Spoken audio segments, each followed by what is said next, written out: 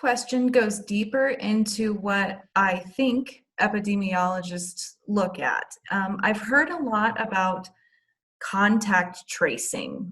What is that and how can it help? So contact tracing is all about containment.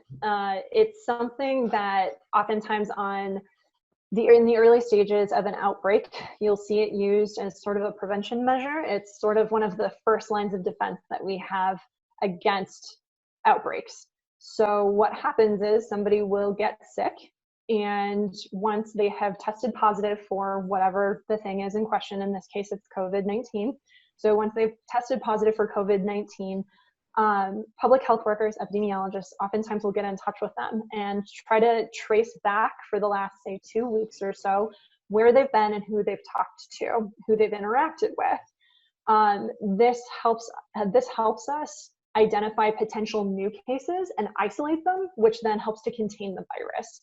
So it's basically mapping out the virus's movements through the population.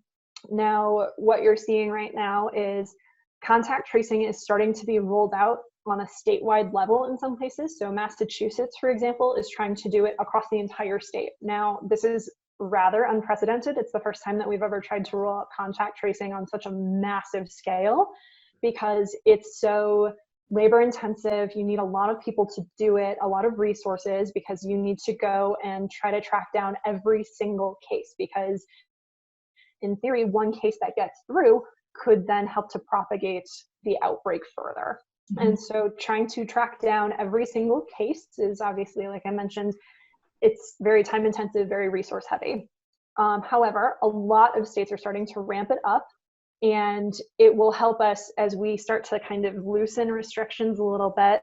And as we've got more access to testing, it can help us identify those cases. So then in theory, we wouldn't explode the way that we have right now. So it will help us to not go through a second wave like this, where, potentially, like you've seen places like Italy or New York where the healthcare system is overrun.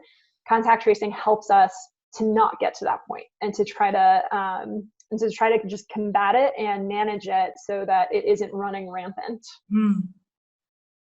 So as a responsible citizen, understanding that contact tracing can really help us from getting quite a big wave. What can I do?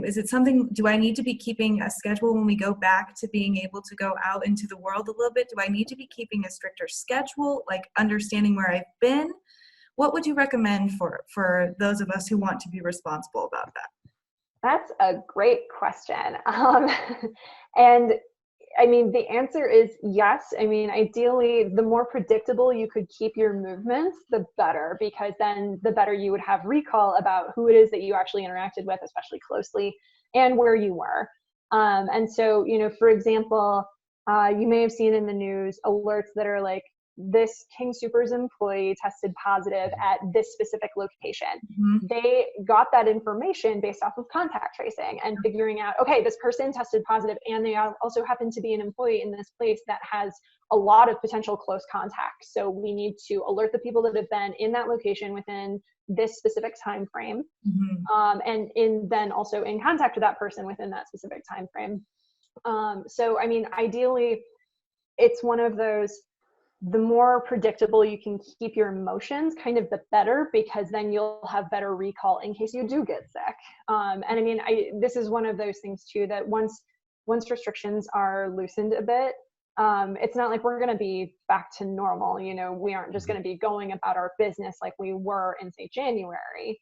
But keeping it as predictable as possible, I think it will be helpful, the fact that we'll still be sort of restricted, because then again, like if you can't do things, then you won't be doing as many things, which will help your recall. Sure. If you do get sick.